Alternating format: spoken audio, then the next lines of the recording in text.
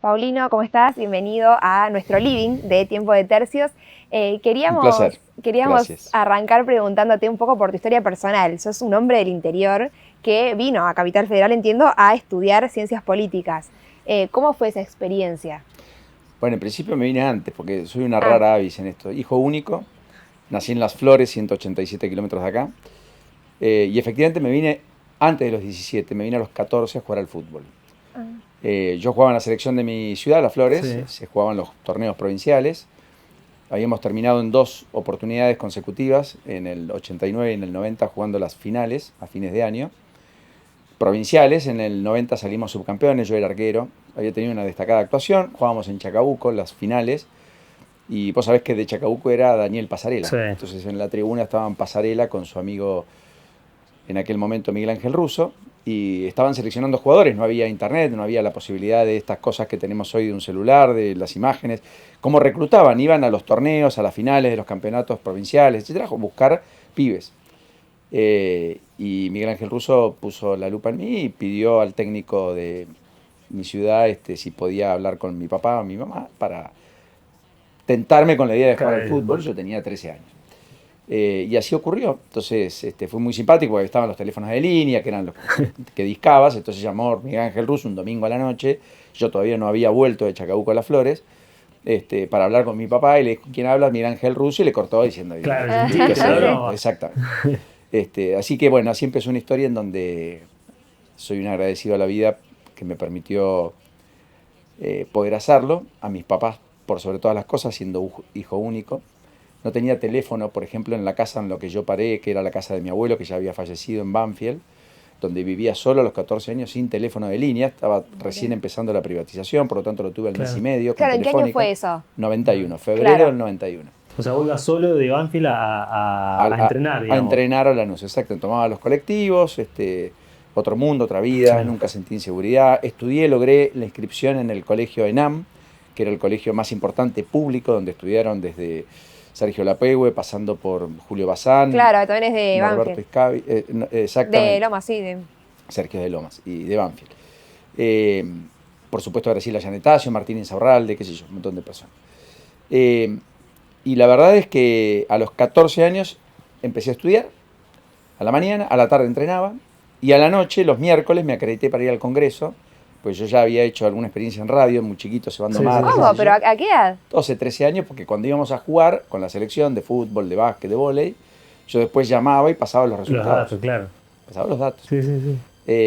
en enfoques deportivos. Así que bueno, ahí es eh, cuando efectivamente me acredito en el Congreso. Fui la persona más joven acreditada Claro, te iba a durante decir. mucho tiempo, no sé si hubo otro caso a los 14 años. Ahí conocí a personas como Armando Vidal, un estandarte en el mundo de los cronistas parlamentarios, aquel que descubrió a Juan Abraham Kennan, que fue el diputrucho con el cual se aprobó la privatización de gas del Estado, que era un diputado que se sentó en Sí, su sí, banca, sí. que no era diputado, era una persona común, que tenía un gorro, Claro, no había huella digital, no nada, había como huella ahora. Claro. digital, entonces él tenía un gorro y él identificaba que ahí era una banca donde el diputado que estaba no le parecía que sea él.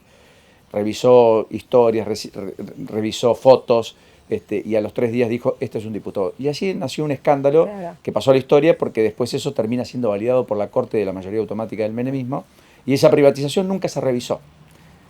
Así que, y yo tuve la posibilidad de llevarle los papeles, porque él iba a buscar los fax al anexo desde el Ajá, Congreso, era el Chepibe, y a mí me encantaba. claro.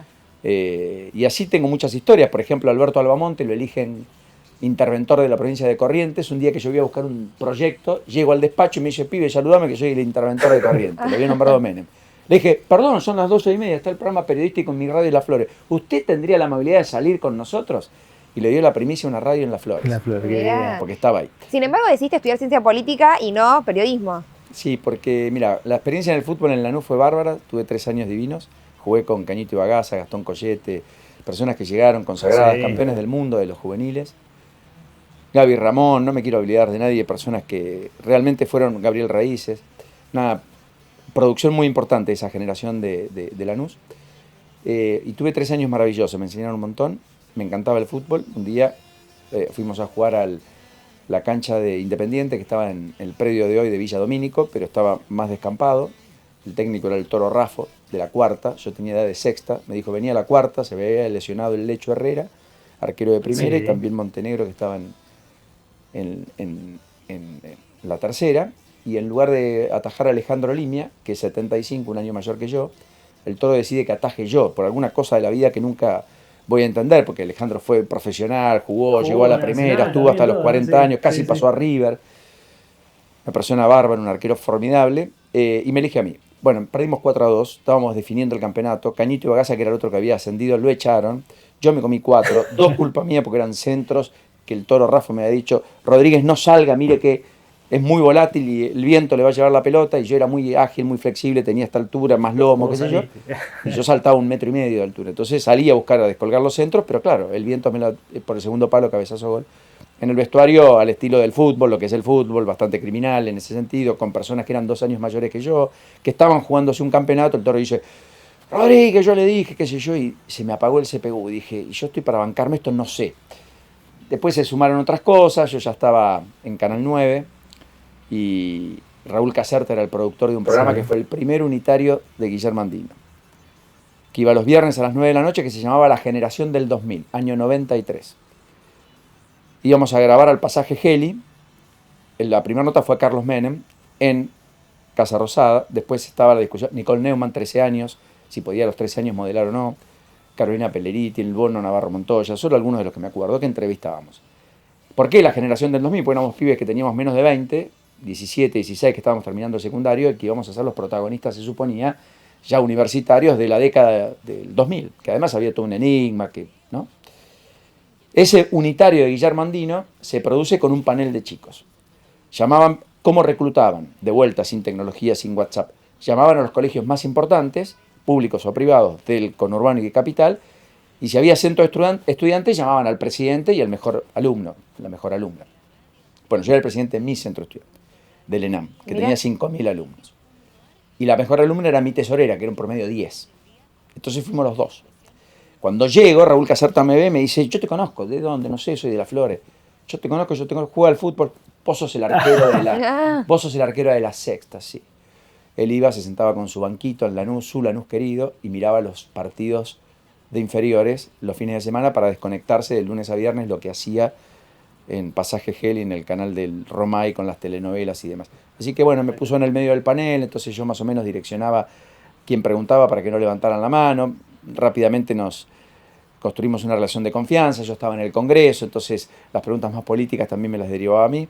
Bueno, y así surgió una historia en donde el fin de semana posterior a esa situación que tuve con Lanús, con el fútbol, termino en la mesa de Mirta Legrand, porque le había abierto un lugar en la mesa al programa, en realidad ni siquiera a mí, me eligen a mí, estoy yo, está Flor de Grande Pa, que tenía 40 puntos de rating, entre otros, Sí, sí, sí. y bueno, y ahí me volcó la decisión a hacer esto. Mira, y acá está charlando Y con estudié nosotros. ciencias políticas porque siempre me gustó la Claro. política. Claro. Y Ahora, estamos hablando mucho digamos, de tu recorrido y nombraste muchas cosas que pasaron en los 90, el tren que después se privatiza, los teléfonos que después se privatizaron, y me trae un poco a hoy. Nosotros con Meli éramos muy chicos en esa época, digamos, pero hoy se vuelve a hablar de esas cuestiones, digo, ¿no? ¿Cuánto pasó?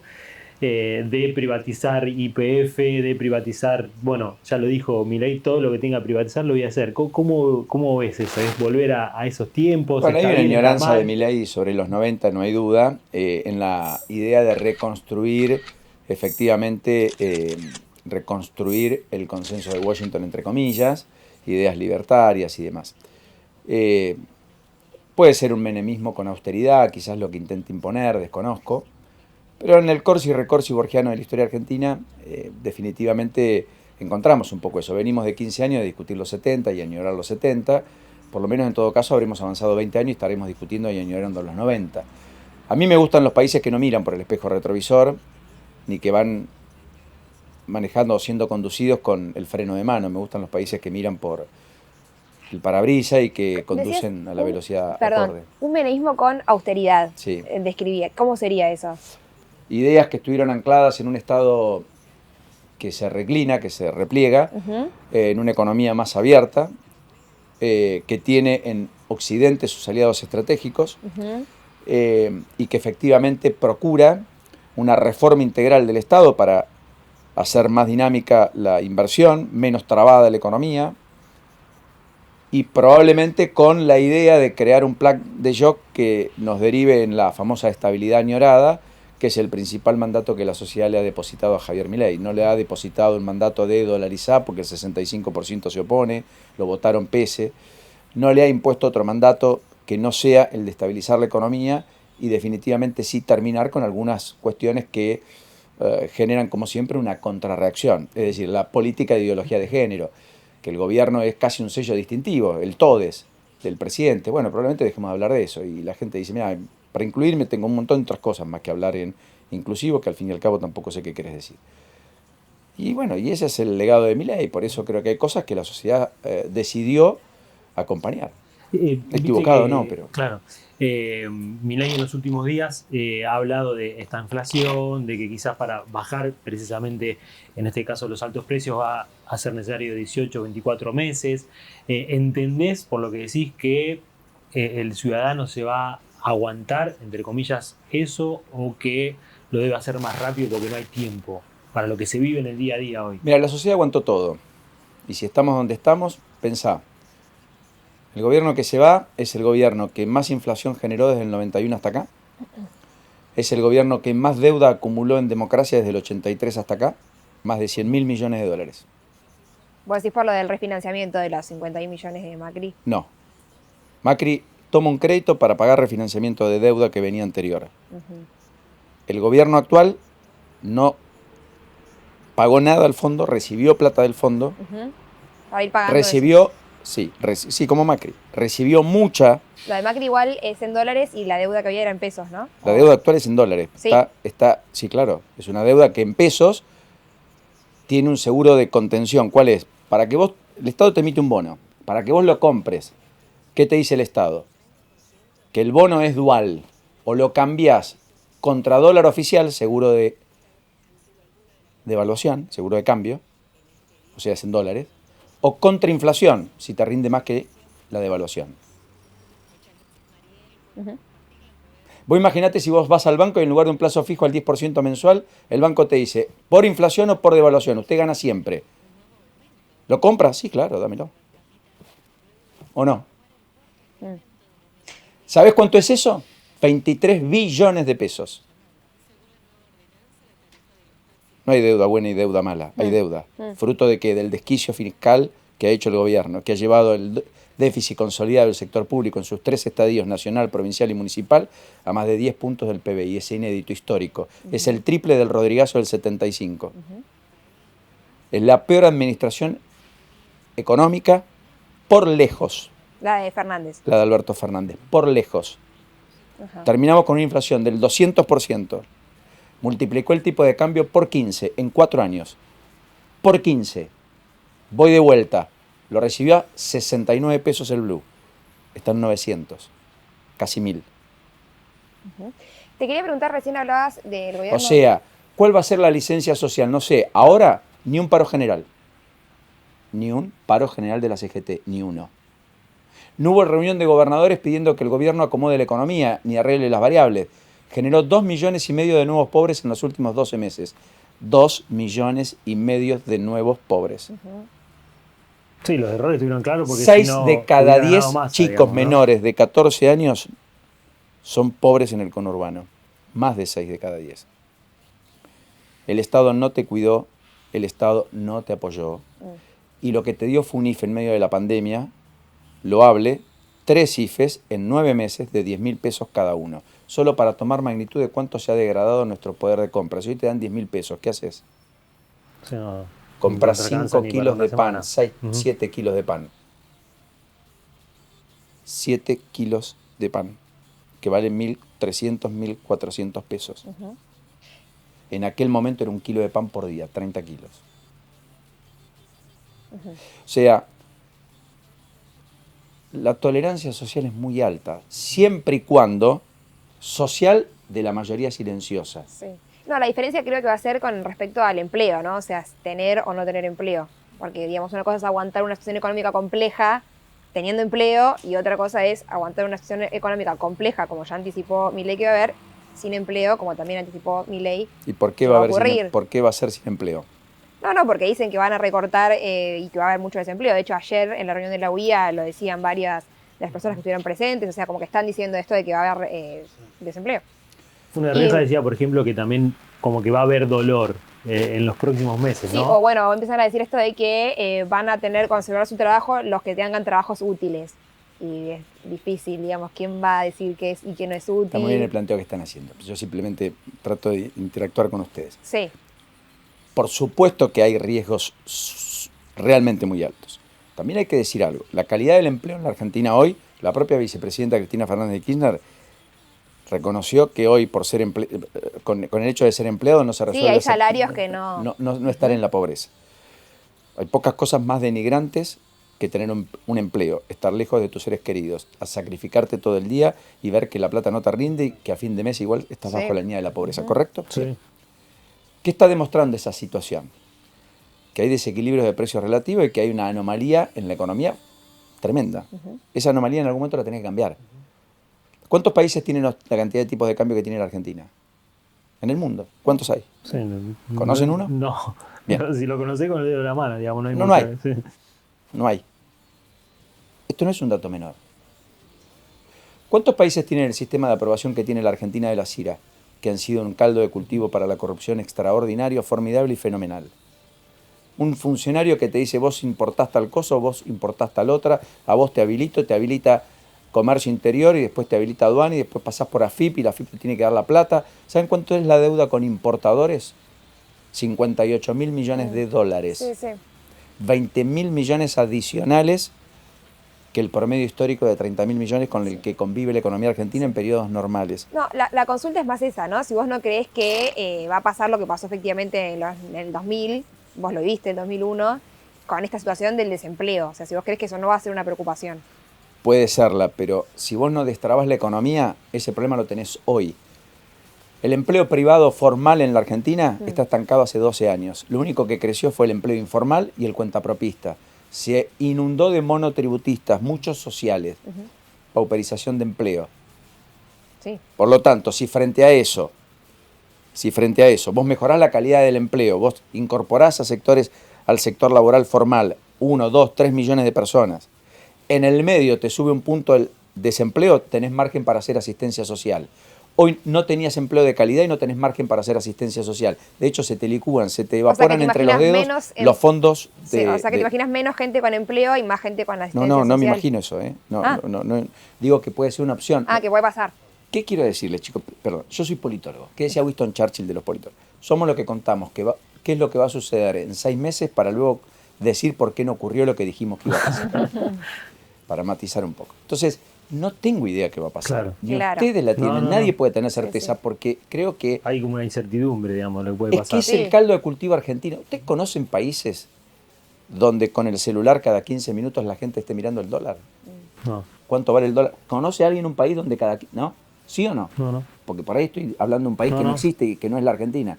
Esa es la Argentina. Por lo tanto, si cada 15 minutos está variando un tipo de cambio que es la referencia sobre la cual vos importás, exportás, sobre la cual vos creás ingresos, creás valor, los activos están anclados en esa moneda porque el peso se diluye y se evapora, como ya hablamos. ¿Cuál es el nivel de previsibilidad que le podemos dar al conjunto de la sociedad? Ustedes no vivieron los 90. Yo me crié en una economía sin inflación. Mi recuerdo de la hiperinflación o de esta inflación de ahora es la del 89, séptimo grado. Nos vamos un viaje a Claromecó. Llegamos. No había transferencias electrónicas, no había Te fuiste con la digitalización. plata que tenías. Los papás dejaban, el profe se iba con la plata, llegamos. ¿Qué había que hacer? La gran compa, arroz, fideo, la carne, ¿correcto? Claro, entre que salimos, cuando llegamos, hicieron la compra, no nos alcanzó para 7 días. Cuantificaron mal, los precios se remarcaban todo el tiempo. Nos volvimos una noche antes. A mí la hiper me cagó una noche de disfrute en séptimo grado en Claromecó porque no nos alcanzó la plata y porque no había cómo comprarlo. Yo después lo que viví fue en los 90, fue la estabilidad. En el Claro, contexto y ahí, de estabilidad y de no inflación, más la democracia. La Argentina tiene más de la mitad de los votantes que nacieron después de la dictadura. El valor de la libertad, de la democracia, queda licuado. Cuando el viejo de 70 te dice, cuidado que estamos perdiendo la democracia, el de 30 le dice, ¿qué democracia? Pasa que quizás... Porque ya la tiene incorporada. Sí, no, el tema es que después de los 90, que vos decís que hubo estabilidad, ocurrió en 2001. ¿Cómo crees que se va a evitar ahora que ocurra otra vez algo así? Como ese problema, digamos, un estallido social. Es que es un misterio, porque el Claro. estallido social se produce en gobiernos no peronistas, pero también se produjo en gobiernos peronistas. Hubo 14 muertos en una revuelta policial y Cristina Fernández de Kirchner estaba tocando el tambor en Plaza de Mayo, ¿o no? Y hubo un gobernador como Urribarri que lo agarraron del cuello en su ciudad Concordia. Sí. Delito gravísimo. ¿Se acuerdan? Sí, sí. Terminó con consecuencias, con causas penales. Entiendo que a lo que me iba que digamos, en los 90... ¿Hoy hubo saqueos o no en la Argentina este año? A la segunda semana después de la PASO. Después de las PASO. Más de igual eso 150. Fue una... ¿Una? yo lo veo, fue una situación rara igual. La del 2001 no fue rara, midiendo con Mariano West los colectivos desde el conurbano el 20-21 de diciembre, después de haberle cambiado la sucesión al presidente a fines de noviembre del 2001 y dejando a Mario Lozada de lado y poniendo a Ramón Puerta como presidente provisional del Senado, quien se convirtió en presidente a la postre. Sí, a ver, yo era chico, no estaba, vivía en Junín, como dicen las Flores, y vi a mi viejo, como a muchas otras personas, llorando por no tener trabajo y no poder mantener a su familia. Entiendo que muchas... En una situación extraordinariamente delicada, no hay duda, sin duda, sí, está claro. Mi padre perdió buena parte de lo que tenía porque era productor agropecuario, vivía del acopio de cereal, los lechones no valían, Mirá. las cosas... o sea, no hay Sí, duda, sí. no estoy defendiendo No, eso, no, lo que te estoy entiendo, diciendo es... sí. ¿De dónde venimos y cuál es el punto de partida del gobierno hacia adelante? Sí, Insisto. no, la sensación es como que son los mismos funcionarios, mucha gente parecida al menemismo, como que sucede, no sé, a mí me ocurre que es como algo, un plan parecido, y decís cómo vamos a hacer para que no termine esa receta en lo mismo que terminó en el 2001. Eso te pregunto, digamos, ¿cómo lo ves vos? Bueno, ojalá que primero no sean decisiones, porque pasó el tiempo, efectivamente, pasaron Claro. 25 años, y independientemente del fracaso o el éxito de la década, está claro que la Argentina, insisto, me gustaría pensarla del 2050, no mirar con Claro. añoranza a los 90, como tampoco con el kirchnerismo, como se vivió añoranza de los 70. Una añoranza culposa, porque Cristina no presentó un amparo para liberar un preso político, uno, y Néstor Kirchner juntó la plata, quedándose después de la 1050 con más de 20 propiedades, ¿sí o no?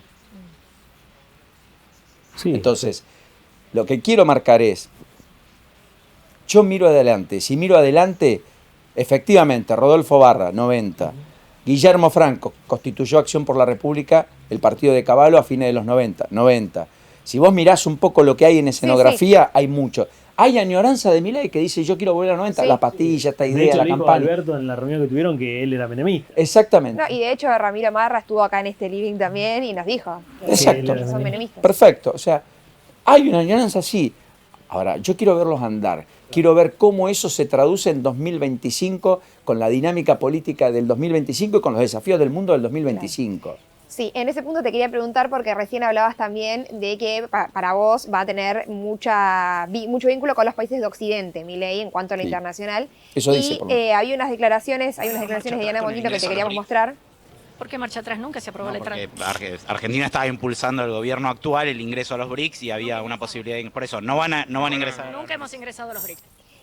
Esta declaración, ¿no? ¿Qué significa para vos que Argentina no ingrese a un bloque en donde, por ejemplo, hay dos socios comerciales muy importantes, los más importantes para el país como China y Brasil? ¿Qué significa para vos? No soy un especialista, por lo tanto me rigen Sí. las generales de la ley. Simplemente lo que creo es que si vos vas a los BRICS y vos tenés que ir a Rusia y con Putin y con el ayatollah de Irán, sentarte en una mesa geopolítica, definir política internacional, yo me preservaría, yo iría a los lugares donde me sentiría más cómodo, yo iría con Xi Jinping, yo tendría bilaterales y una extraordinaria relación con Lula.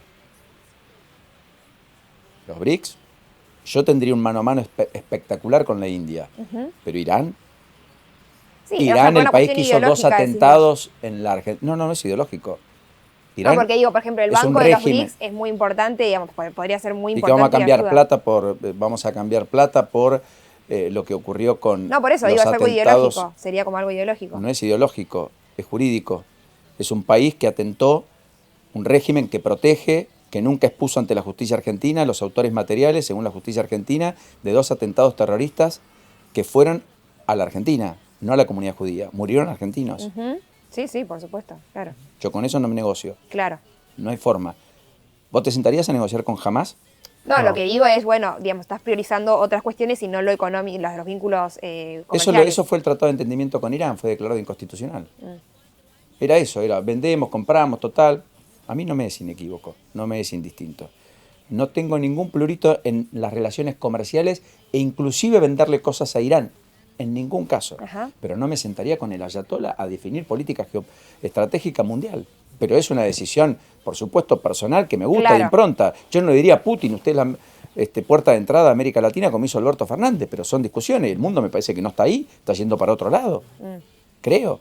Hablabas de... Por eso digo una mirada más occidental. Claro. Versus un kirchnerismo que tenía añoranza por esa relación con Nicaragua, con el régimen sandinista, con Cuba, con Venezuela, con Maduro, con efectivamente Rusia, con China, con Angola, con Irán.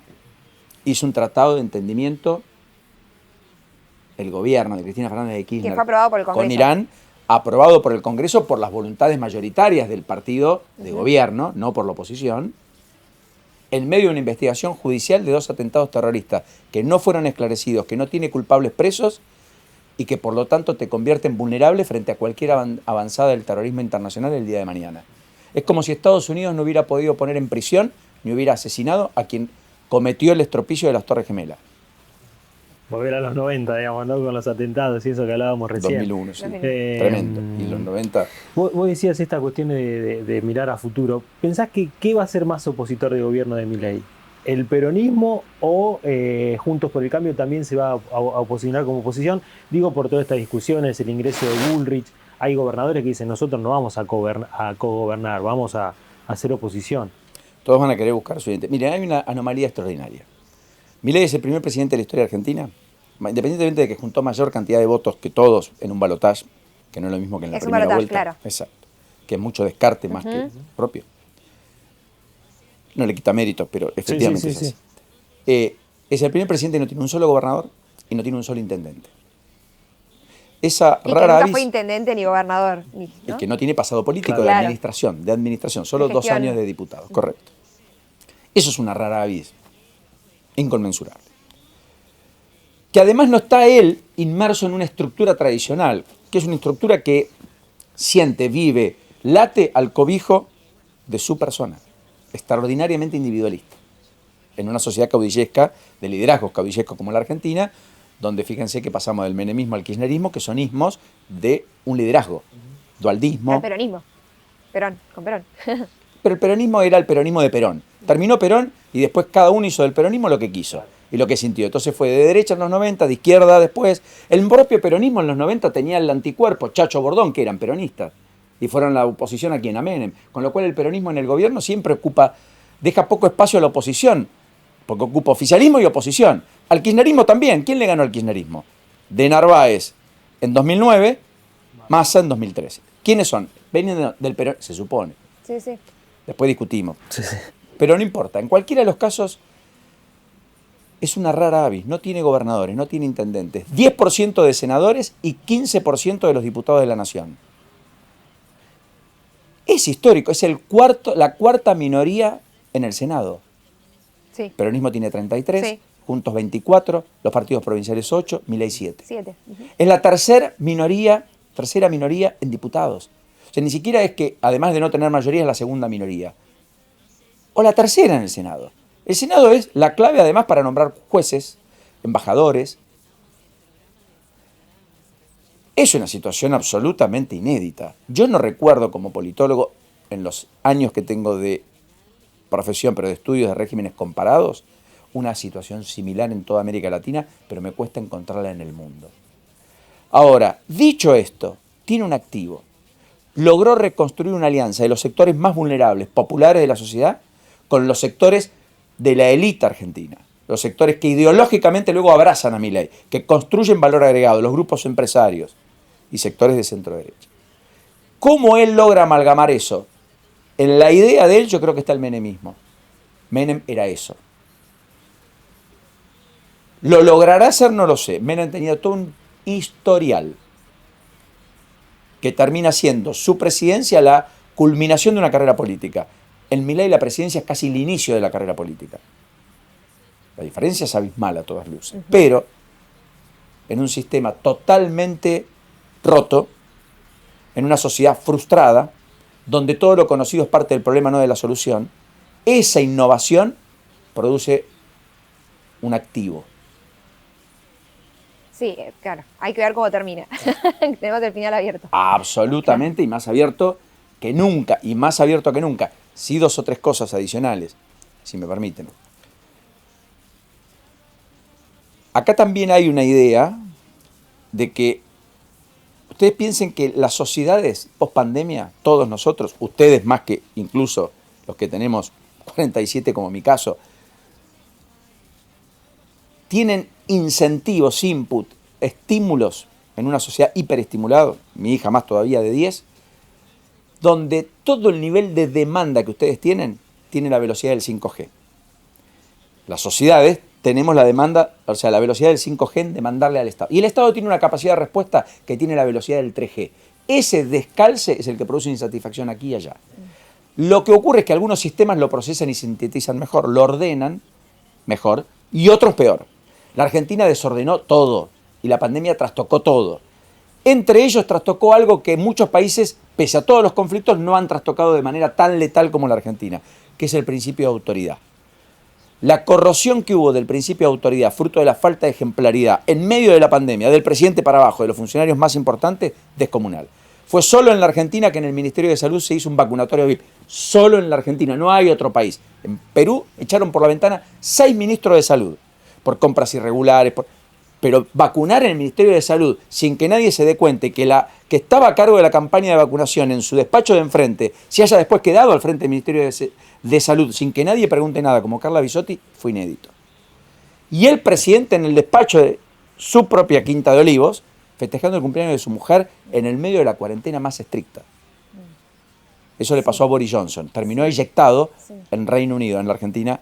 Pasó casi como una anécdota, aunque políticamente claramente costó. No, lo terrible es que la sensación es que, bueno, ahora frente a un Estado que funciona o funcionaba mal, la solución pareciera ser dinamitar el Estado, ¿no? Terminar con el Ministerio de Salud, terminar con juntar los Ministerios de Desarrollo Social y de Trabajo, ¿no? Como que un poco la sensación quizás es esa.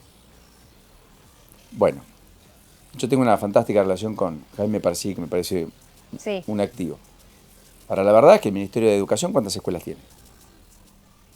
Ninguna, ¿no es cierto? Entonces, que sea secretaría, ¿qué cambia? Salud, ¿cuántos hospitales No, tiene? que se reducen los presupuestos. Claro. Ah, pero ¿presupuesto en qué? ¿En burocracia? No sé, ¿no? ¿Por qué? Porque dependen muchas cosas de los ¿Qué ministerios cosa? de salud. Bueno, por ejemplo, los planes de vacunación. Sí, los puedes hacer un igual montón con de 100 cosas. secretaría, no necesitas ministerio. Claro. ¿Por qué tantos rulos? ¿A quién está afectando eso? ¿A la política o a la prestación del servicio? Ministerio de la Mujer. ¿Qué cambió? ¿Hay más o menos homicidios? ¿Hay políticas activas de verdad? Yo no quiero Ministerio de la Mujer con una estructura enorme. Yo quiero tobilleras duales. Claro. Yo quiero tecnología para que no pase. Yo quiero tener más recursos para ser más eficaces en luchar contra la violencia de género, que es una batalla campal de nuestro siglo y de nuestra época. Y para igualar. Porque también hay parejas homosexuales que terminan con femicidios u homicidios. Un hombre que mata a su pareja, una mujer que mata a su pareja mujer. Ah, pensé que sí es igual con lo de la brecha de género. La brecha de género es algo que el mundo trabaja y la Argentina tiene que avanzar Que más Milei no todavía. cree, dijo que no creía, ¿no? En el debate.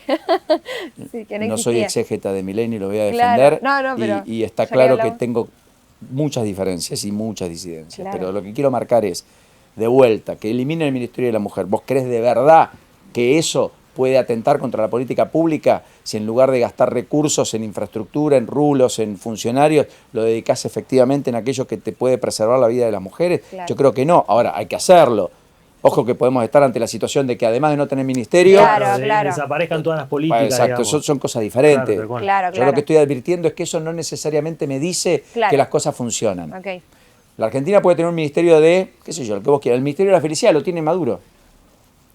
Pero la gente no es feliz en Venezuela. Vos creás un ministerio y no sos feliz. Claro. Entonces, yo le bajaría el precio, insisto, porque son áreas donde se ha descentralizado. Claro. Entonces vos tenés un peso específico en salud y educación que pasa más por las provincias y los municipios probablemente que por la nación. Claro. Lo que no quiere decir que el calendario de vacunación no lo tengas que garantizar desde el Estado, lo que no quiere decir que incluyas más vacunas probablemente. Argentina está un paso adelante en América Latina en esa materia, Sí.